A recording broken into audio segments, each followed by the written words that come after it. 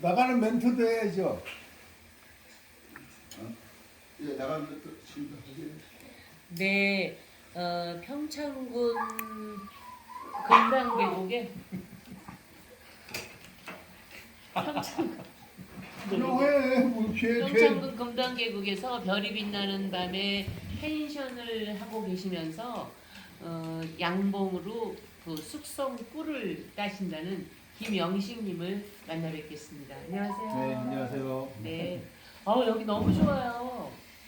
이제 뭐 낮에 왔는데 춥기도 하지만 막 별이 진짜 보이진 않지만 쏟아질 것 같기도 하고 여기 네. 너무 좋네요. 여기가 해발이 한 550고리 정도 되는데 아무래도 자연이 아주 그 청정한 지역에서 참 살기에는 아주 좋은 곳입니다. 그렇죠. 평창은 뭐 햇빛 700 이래갖고 이제 살기 좋다 그러는데 근데 꿀을 하신다 그래서 저는 이 펜션만 해도 힘들 것 같은데 꿀까지 하신다 그러셔서 대단하시다고 생각이 드는데 우리가 지금 꿀에 대해서 그냥 먹을 줄만 알지 이 꿀에 대해 자세한 거 모르니까 네. 오늘 이것저것 좀 알려주시면은 고마울 것 같아요. 네. 꿀은 뭐 종류가 여러 가지 있나요? 예. 꿀은 이제 크게 나눠서 이제 양봉꿀하고 토종꿀하고 이렇게 구분을 할 수가 있는데 흔히 우리가 얘기하는 그 한봉이라고 하죠. 우리나라 그 토종벌에서 벌이 모아놓은 꿀을 채집한 꿀을 이제 토종꿀이라고 하는데 토종꿀이 좋은 게 토종꿀은 봄부터 가을까지 모든 그 밀원에서 나는 꿀이 저장을 해가지고 1년에 한 번 딱 채취하는 꿀입니다. 그래서 숙성도 높고 여러 가지 성분의 그 꿀이 모여있기 때문에 아마 이제 그 양에서도 좋고 하니까 토종꿀이 양봉꿀이 비싸게 팔리는 이유도 있고 또 양봉꿀은 양봉은 이제 외국에서 이제 수입종인데 그 사람이 손을 타서 관리를 하지 않으면은 실제로 아주 꿀을 채취하기 위한 목적이기 때문에 꾸준히 사람이 관리를 해가지고 채취한 그 꿀이 양봉꿀인데 양봉꿀에서도 그 밀원에 따라서 이제 꿀 종류가 여러 가지가 있는데 우리가 가장 대표적인 게 이제 아카시아 꿀, 밤꿀, 흔히 얘기하는 자파꿀 이렇게 있는데 이제 아카시아 꿀을 많이 선호하는 이유는 아무래도 이제 첫 봄에 처음으로 채취한 꿀이고 아카시아 꿀은 그 꿀의 향이 변함없이 일정합니다. 아카시아 꿀은. 그래서 어느 음식 조리용으로 사용하든 어떤 용도로 사용하든 맛이 일정하기 때문에 그 제일 선호하고 대중적으로 사용하는 꿀인데 실제로 영양 측면에서는 아마 자파꿀이 모든 산야에 있는 야생화꿀, 산에 있는 모든 약성분이 있는 그런 밀원의 꿀을 다 채집한 꿀이기 때문에 그 토종꿀이 아마 영양 성분적으로 봐서는 가장 많지 않을까 싶은데 향이 이제 아카시아 꿀에 비해서 독특한 향이 나기 때문에 일반적으로 이렇게 선호하는 쪽에서 아카시아를 이렇게 선호하는 것 같습니다. 그 아카시아 꿀, 밤꿀 뭐 이런 거 토종꿀은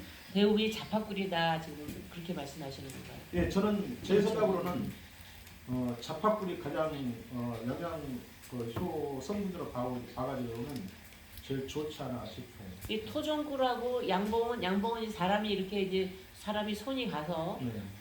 벌꿀을 키우고 뭐 모이고 이렇게 하고 그러는데 토종꿀은 자기네들 스스로 알아서 이제 자기네들이 다 뭐 벌도 치고 뭐 집도 짓고 다 하는 건가요? 네, 요즘은 이제 토종꿀도 많이 개량이 되고 토종꿀도 사람이 이제 과거에서 키우는 그 스타일을 많이 바뀌었는데 결국은 이제 그 꿀을 많이 채취하기 위한 방법이 그래서 토종꿀도 사람의 그 손으로 많이 관리를 해줘야 되는 그런 아마 이제 개량 벌통도 개발되고 그런데 양봉꿀은 그 사람이 말 그대로 벌을 그 양육하는 그런 그 방식이기 때문에 그 사람의 그 손길이 늘 항상 이렇게 관심을 가지고 관리를 해줘야 되는 게 양봉꿀이죠. 근데 이제 우리가 이제 이렇게 들리는 소리에 의하면 저는 정확한 건 잘 모르겠지만 여쭤보면은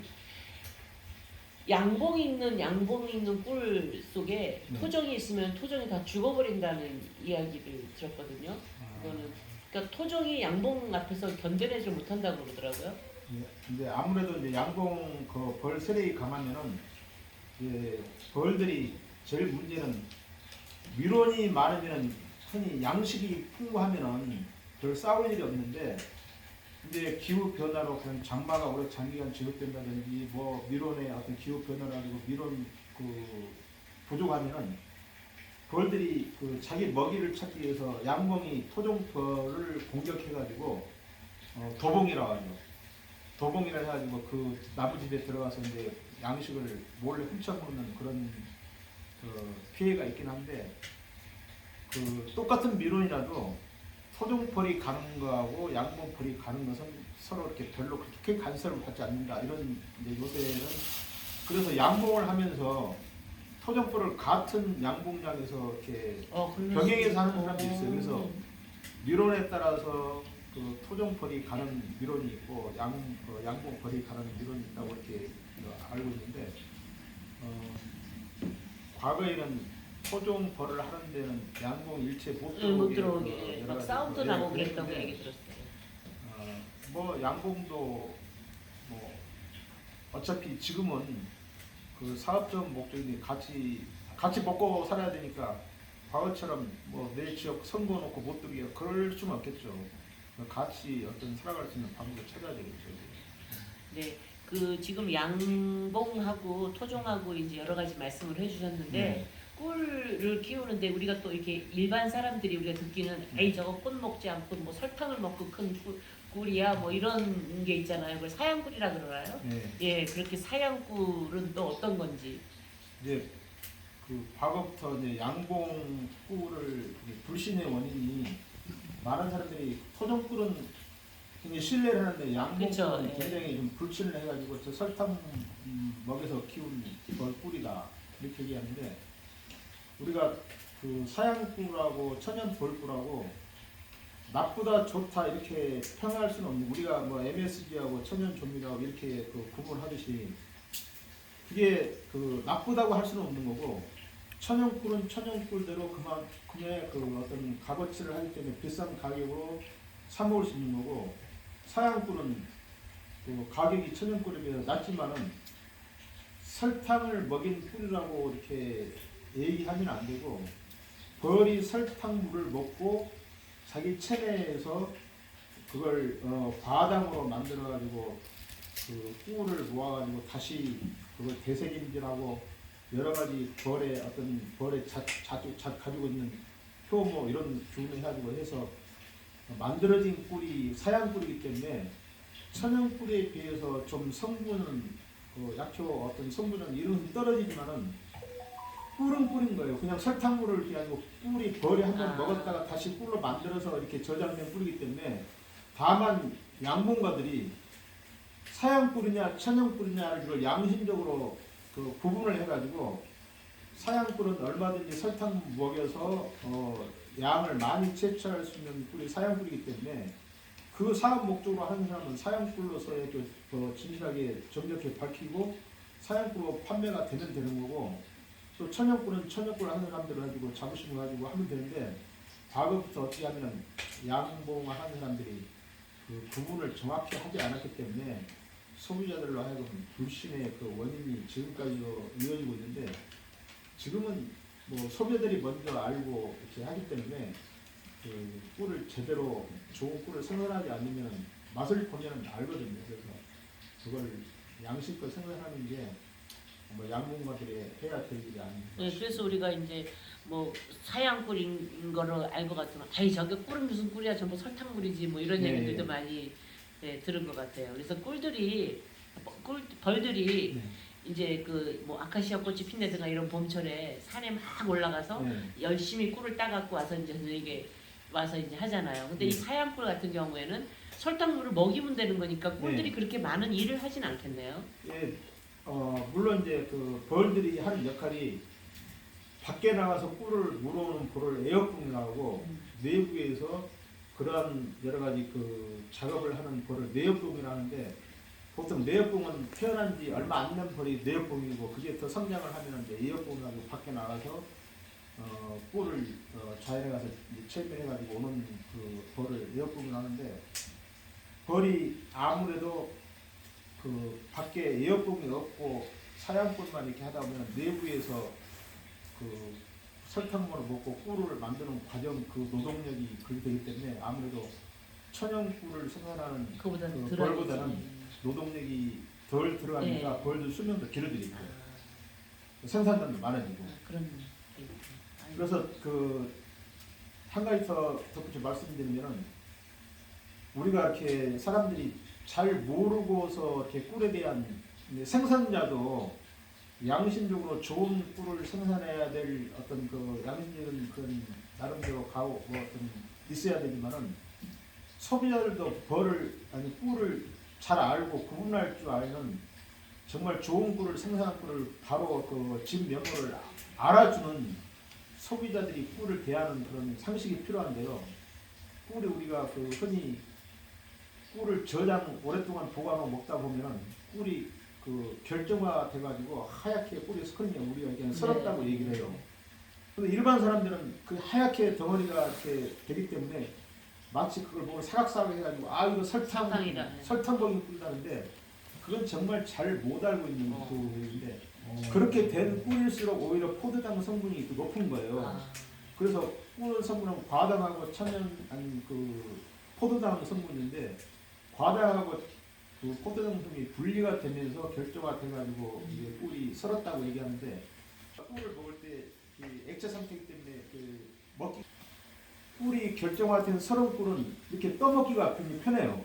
성분에서는 하등의 그 변화가 없이 똑같은데 그래서 꿀이 이렇게 하얗게 썰으면 변질됐다고 생각하는데 그건 절대 아니고 그 꿀을 저장하는 온도가 우리가 상온에서 보관하면 액체 상태 그대로 갑니다. 그런데 이제 이걸 저온에 보관하거나 아니면 일본 식품처럼 냉장고 보관하면 바로 하얗게 썰어요.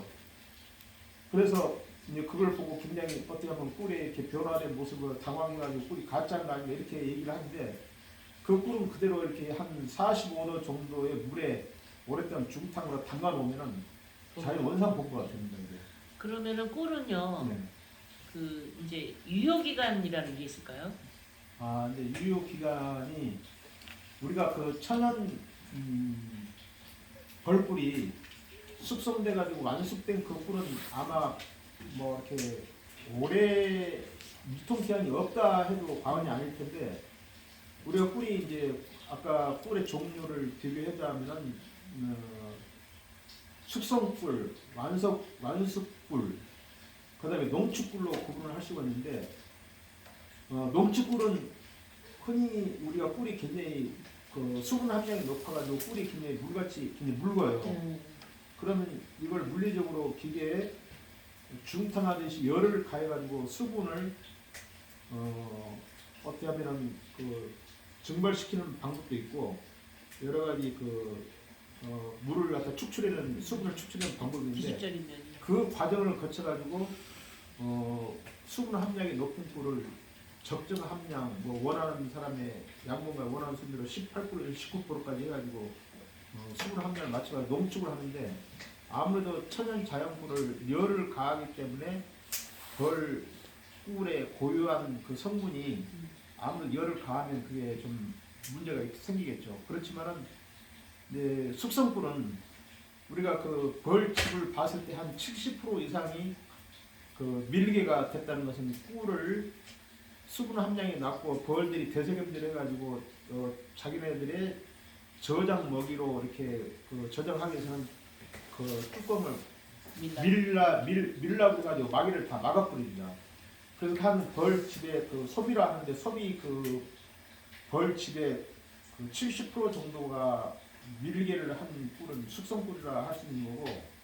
그러면 그 밀개는 얘 벌들이 스스로 자기네들이 자기네들이 생산해내는 그래서 그 기간이 밀개를 하기 숙성꿀을 하기 위해서는 그 기간이 상당히 오래 걸려요. 그래서 이제 더 깊이 나가면 고정